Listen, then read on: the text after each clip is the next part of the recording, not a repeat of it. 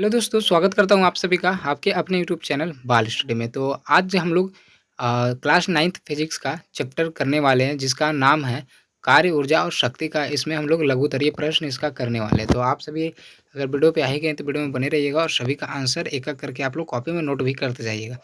आपको यहाँ पे देखिए अच्छे से समझ में आ जाएगा ए टू जेड कैसे किसका उत्तर लिखना, या समझने के बाद आप अपने से खुद से भी लिख पाएँगे। तो चलिए हम लोग स्टार्ट करते हैं जल्दी से। देखिए, पहला क्वेश्चन देखिए क्या है यहाँ पे कि विज्ञान के दृष्टिकोण से कार्य की जो परिभाषा है उसके अनुसार बताया कि निम्नलिखित क्रियाकलापों में कार्य हो रहा है अथवा नहीं।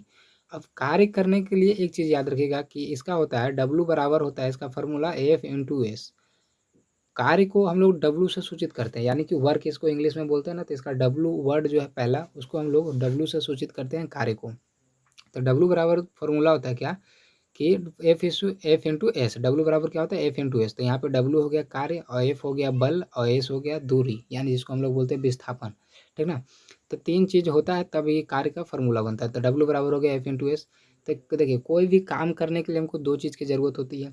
कब हम बोलेंगे कि काम हो रहा है, जब उस पर बल लगे यानी कि एफ लगे, ठीक ना, उस पर बल लगे और वो कुछ दूरी चले यानी कि एस, यानी कि विस्थापन, कुछ वो जो वस्तु है वो कुछ विस्थापित हो यानी कि कुछ दूरी तक वो चले, तब हम बोलते हैं कि कार्य हो रहा है। तो समझ गए कार्य कब होगा, जब दो चीज़ होगा, तब उस पे जब उस पे बल लगेगा और जब वो क्या होगा थोड़ा बहुत आगे चलेगा, तभी जो है वो हम क्या कहेंगे कि उस पे कार्य कर रहा है, वो जो है कार्य कर रहा है। तो चलिए हम लोग एक एक करके देखते हैं, आपको समझ में आ जाएगा सही से। ठीक है, चलिए देखिए अभी यहाँ पे देखिए पहला देखिए क्या है, पहला मैं बोल रहा उषा एक तालाब में तैर रही है। तो देखिए जब तैर रही है तो यहाँ पे देखिए क्या हो रहा है, बल भी लग रहा होगा तैरने में, यानी कि एफ भी लग रहा होगा, तैरने में बल तो लगता है और तैर रही है तो आगे भी बढ़ रहा है यानी कि एस एस भी हो रहा है। तो यानी कि दोनों हो रहा है, जब दोनों होता है ना तो समझो कि बल कार्य कर रहा है, यानी कि पहला में हम हाँ लिखेंगे, हम क्या लिखेंगे हाँ।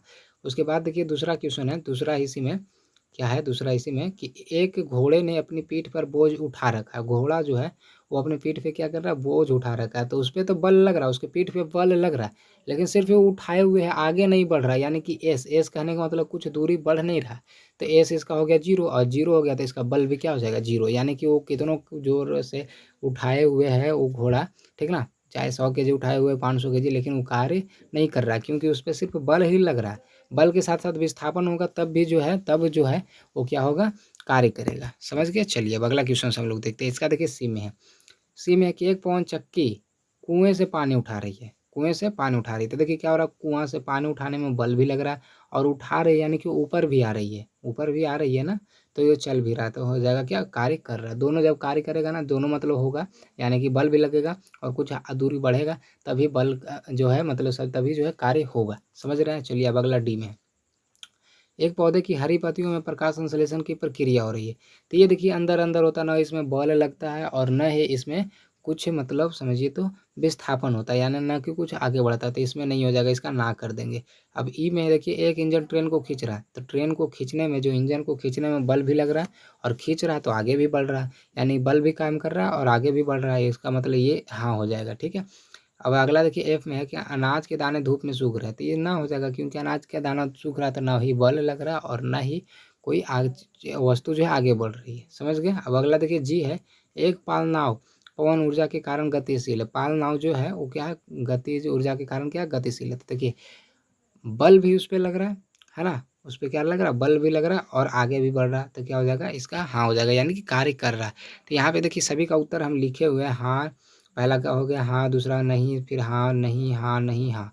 समझ गए ना। चलिए अब हम लोग अगला क्वेश्चन देखते हैं, दूसरा नंबर क्वेश्चन। दूसरा नंबर क्वेश्चन देखिए क्या है कि 10 kg द्रव्यमान की एक वस्तु को मेज पर किसी बिंदु ए से दूसरे बिंदु बी तक लाया जाता है। ठीक ना, ए से कहाँ तक लाया जाता है, दूसरे बिंदु बी तक लाया जाता है। यदि ए तथा बी, हाँ, यदि ए तथा बी को मिलाने वाली रेखा क्षैतिज हो, ठीक ना, ए तथा बी को मिलाने वाली जो रेखा क्षैतिज है मतलब कि सोई हुई है ना, तो वस्तु पर गुरुत्व बल द्वारा किया गया है ना क्षैतिज, देखिए यहाँ पे क्षैतिज, सॉरी क्षैतिज कहने का मतलब कि इस तरह से भी हो जाएगा। ठीक ना, देखिए बोल रहा है कि हो तो गुरुत्व बल द्वारा किया गया कार्य कितना होगा, अपने उत्तर की व्याख्या करें। तो इसका देखिए उत्तर लिखते हैं, पहले यहाँ पे उत्तर देख लिए, आप समझ जाइएगा ऐसे डायरेक्ट। देखिए इसका उत्तर हो जाएगा गुरुत्व बल द्वारा किया गया कार्य शून्य होगा। गुरुत्व बल द्वारा किया गया कार्य क्या हो जाएगा, शून्य, क्योंकि यहाँ वस्तु ए से बी विस्थापन गुरुत्व बल के लंबवत दिशा हो रहा है ना, लंबवत दिशा यानी कि 90 डिग्री। और जब भी अगर 90 डिग्री होता है, 90 डिग्री में अब होता है ना, तो उसका बल जो है, उसका कार्य जो है, सॉरी, उसका कार्य जो है क्या होता है, शून्य होता है। उसका कार्य क्या होता है बाबू, शून्य होता है। याद रखिएगा, जब भी अगर लंबवत का बात बोलते हैं, लंबवत, लंबवत कहने का मतलब ये हो जाता है 90 डिग्री, यानी कि 90 डिग्री होने से क्या होता है, बल जो है क्या हो जाता है, सॉरी, बल बार बार बोल रहे हैं, कार्य जो होता है क्या होता है, शून्य हो जाता है। क्यों होता है इसका देखिए रीजन भी होता है, आप अभी नहीं पढ़े होंगे, बट हम आपको बता देना चाहते हैं कि W बराबर होता है एफ इंटू एस। डब्ल्यू बराबर क्या होता है, एफ इंटू एस।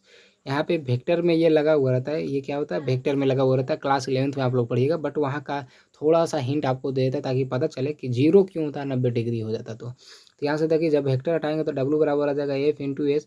अब वेक्टर हटता है ना, तो आ जाता है कॉस थीटा, यानी इसको हम लोग सदिश बोलते हैं। ऊपर जो रे ये जो है ना, इसको हम लोग सदिश बोलते हैं, इंग्लिश में बोलते हैं वेक्टर। अब देखिए हो गया W बराबर एफ इंटू एस। अब लंबवत होता है तो आ जाएगा कॉस, और थीटा की जगह पे हम रख देंगे 90 डिग्री। अब आपको 10th में पढ़ना है कि कॉस 90 डिग्री का मान होता है जीरो। कॉस 90 डिग्री का मान कितना था, जीरो। तो बताइए, ये आ गया जीरो, और ये है एफ इंटू एस, सब गुना में है, तो इधर क्या आ जाएगा, पूरा गुना हो क्या आ जाएगा, जीरो, यानी कि W बराबर कितना आ जाएगा, जीरो। इसलिए जो है बल क्या होता है, शून्य हो जाता है, सॉरी, कार्य क्या होता है, शून्य हो जाता है। समझ गए, लंबवत रहता है। तो चलिए अब अगला देखिए, तीसरा नंबर क्वेश्चन। तीसरा क्या कि क्या किसी पिंड पर लगने वाले किसी बल की अनुपस्थिति में इसका विस्थापन हो सकता है। अपने उत्तर की व्याख्या करें।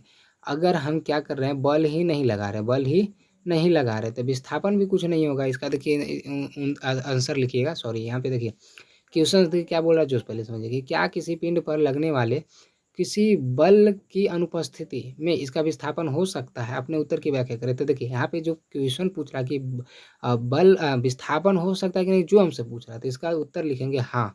अब देखिए कैसे, जो समझिए, बल की अनुपस्थिति में भी किसी पिंड का विस्थापन हो सकता है। बल की अनुपस्थिति अर्थात F बराबर 0 में पिंड का त्वरण शून्य होगा और एक पिंड एक समान वेग से गतिशील रहेगी, न्यूटन के प्रथम गति नियम से। चलिए अब अगला देखिए, हम लोग चौथा क्वेश्चन देखते हैं कि कोई मनुष्य किसी बोझ को अपने सिर पर आधे घंटे तक रखे रहता है और थक जाता है, क्या उसने कार्य किया या नहीं। तो नहीं किया, उसने कार्य जो है नहीं किया। क्योंकि देखिए, क्योंकि समझिएगा, एफ W बराबर क्या होता है बाबू, एफ इंटू एस। डब्ल्यू बराबर क्या होता है, एफ इंटू एस। वो बल लगा रहा है अपने सिर पे जो है ना, आधे घंटा रख रहा है, यानी कि उस पर बल लग रहा है, लेकिन वो आगे चला ही नहीं। अब आगे नहीं चलेगा तो ये हो जाएगा शून्य। तो यहाँ से एफ में जब गुना करेंगे जीरो में तो आ जाएगा जीरो, यानी W बराबर क्या आ जाएगा, जीरो। समझ गया। चलिए अब अगला देखिए, पाँचवा नंबर क्वेश्चन। पाँचवा नंबर क्वेश्चन क्या, निम्नांकित में प्रत्येक गति में m द्रव्यमान की वस्तु पर एक बल F लग रहा है ना, जैसा कि चित्र में बताया गया कि वस्तु का विस्थापन S। बताइए कि किया गया कार्य धनात्मक या ऋणात्मक है या शून्य।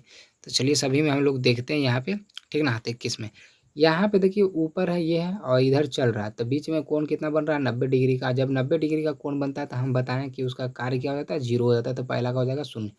दूसरा देखिए, ये भी देखिए इधर चल रहा है और बल्ब भी इधर ही लग रहा है, तो दोनों एक ही दिशा में लग रहा है ना, तो ये हो जाएगा धनात्मक कार्य। अब देखिए बल इधर लगा रहा है और चल इधर रहा, तो ये हो जाएगा ऋणात्मक कार्य। अब अगला देखिए, छठा नंबर क्वेश्चन कि किसी वस्तु का द्रव्यमान दुगुना करने पर या उसका वेग दुगुना करने पर उसकी गतिज ऊर्जा किस स्थिति में प्रभावित हो जाएगी। तो इसका उत्तर हो जाएगा कि वस्तु का वेग दुगुना करने पर उसकी गतिज ऊर्जा जो है सबसे ज़्यादा अधिक हो जाएगी। गतिज ऊर्जा क्या हो जाएगी, सबसे ज़्यादा अधिक हो जाएगी। चलिए अब अगला देखिए, सातवां नंबर क्वेश्चन कि जब कोई चालक किसी पहाड़ी पर अपना वाहन चढ़ाता है तब उसकी चाल को क्यों बढ़ा देता है। पहाड़ी पे चढ़ाएंगे तो उसमें ज़्यादा ना हमको गति जोड़ना चाहिए, यानी कि ज़्यादा स्पीड में चढ़ाएंगे तभी तो। चलिए तो देखते हैं इसका उत्तर, समझते हैं। इसका उत्तर हो जाएगा, जब चालक वाहन को पहाड़ी पर चढ़ाता है तब वाहन की स्थितिज ऊर्जा उसकी गतिज ऊर्जा की कीमत पर बढ़ती है। स्थितिज ऊर्जा जो है ना, उसकी गतिज ऊर्जा की कीमत पे बढ़ती है। अतः स्थितिज ऊर्जा में वृद्धि के कारण गतिज ऊर्जा की कमी को पूरा करने के लिए चालक को बढ़ा देता है। यानी स्थितिज ऊर्जा जो है, उस स्थितिज ऊर्जा के जो ज़्यादा मान बढ़ जाता है तो गतिज ऊर्जा कम हो जाता है। तो गतिज ऊर्जा कम हो जाएगा तो क्या हो जाएगा, बाइक रुक जाएगा ना, वाहन रुक जाएगा। इसलिए जो है ना, गतिज ऊर्जा को बढ़ाया जाता है ताकि स्थितिज ऊर्जा ज़्यादा ना हो। अब अगला देखिए, आठवां नंबर क्वेश्चन। आठवां नंबर क्वेश्चन देखिए क्या है कि मुक्त रूप से गिरते हुए एक पिंड की स्थिति ऊर्जा लगातार कम हो जाती है, क्या यह ऊर्जा संरक्षण नियम का उल्लंघन करता है, कारण बताएं। तो इसका उत्तर हो जाएगा, पिंड ऊर्जा संरक्षण नियम का उल्लंघन नहीं करता। मुक्त रूप से गिरते पिंड की स्थितिज ऊर्जा गतिज ऊर्जा में रूपांतरित होती जाती है। क्या होती है, स्थितिज ऊर्जा जो है वो गतिज ऊर्जा में क्या होती है, रूपांतरित होते जाती है। अब अगला देखिए, 9वां नंबर क्वेश्चन कि जब आप अपनी सारी शक्ति लगाकर एक बड़ी चट्टान को धकेलना चाहते हैं और इसे हिलाने में असफल हो जाते हैं, तो क्या इस अवस्था में ऊर्जा का स्थानांतरण होता है? आपके द्वारा व्यय की गई ऊर्जा कहाँ चली जाती है? जैसे अब हम एक चट्टान है, इसको हम लोग धक्का दे रहे हैं, हम धक्का इसको जो है दे रहे हैं, ठीक ना? लेकिन अब ये हिला नहीं, तो हमारा तो शक्ति जो हमारा जो ऊर्जा है वो तो खपत हुआ, तो वो ऊर्जा कहाँ गया? हमसे ये पूछ रहा है। तो इसका देखिए उत्तर लिखिएगा कि उत्तर ऊर्जा तो हमें खपत होगा ही, तो लिखेंगे हाँ। इस अवस्था में भी ऊर्जा का स्थानांतरण होता है। हमारे द्वारा व्यय की गई ऊर्जा जो है ऊष्मा में या ऊष्मा यानी कि ऊर्जा के रूप में रूपांतरित हो जाती है। उस ऊर्जा के रूप में क्या होती है? रूपांतरित हो जाती है। 10 नंबर क्वेश्चन देखिए, जब आप साइकिल चलाते हैं तो कौन कौन सी ऊर्जाओं के रूपांतरण होते हैं? जब हम साइकिल चलाते हैं तो कौन कौन सा ऊर्जा होता है? तो इसका उत्तर हो जाएगा, जब हम साइकिल चलाते हैं तो हमारी पेशियों में यानी मांसपेशी जो है संचित रासायनिक ऊर्जा जो है पैडल को यांत्रिक ऊर्जा में रूपांतरित करता है ना? संचित ऊर्जा जो रासायनिक ऊर्जा है वो किस में करता है? यांत्रिक ऊर्जा में करता है उसको, और फिर इस ऊर्जा से साइकिल के चक्कों में गतिज ऊर्जा मिलती है। साइकिल के चक्कों में क्या मिलती है? गतिज ऊर्जा मिलती है, जिसके कारण चक्का जो है गति कर पाता है। 11 नंबर क्वेश्चन है, एक बैटरी बल्ब जलाती है, ठीक ना? एक बैटरी जो है बल्ब जलाती है, इस पर क्रम में होने वाले ऊर्जा परिवर्तनों का वर्णन करें। फिर से सुनिएगा, देखिए क्या बोल रहा है कि एक बैटरी बल्ब जलाती है, इस प्रक्रम में होने वाले ऊर्जा परिवर्तनों का वर्णन करें। तो इसका उत्तर हो जाएगा, बैटरी में रासायनिक ऊर्जा संचित रहती है, ठीक। जब बल्ब जलता है तो वही रासायनिक ऊर्जा विद्युत ऊर्जा के रूप में, और फिर यह विद्युत ऊर्जा जो है वो प्रकाश ऊर्जा और ऊष्मीय ऊर्जा में बदल जाती है। समझे? यहाँ पे देखिए समझिएगा कि जो बैटरी में जो है रासायनिक ऊर्जा है, अब जब बल्ब जब जलता है ना तो रासायनिक ऊर्जा जो है विद्युत ऊर्जा में चेंज होता है। विद्युत यानी कि करंट देता है, करंट दिया, करंट जैसे दिया तो जो विद्युत ऊर्जा है वो किस में चेंज होता है? प्रकाश ऊर्जा में, यानी हम लोग को ऊष्मा यानी कि प्रकाश मिल जाता है।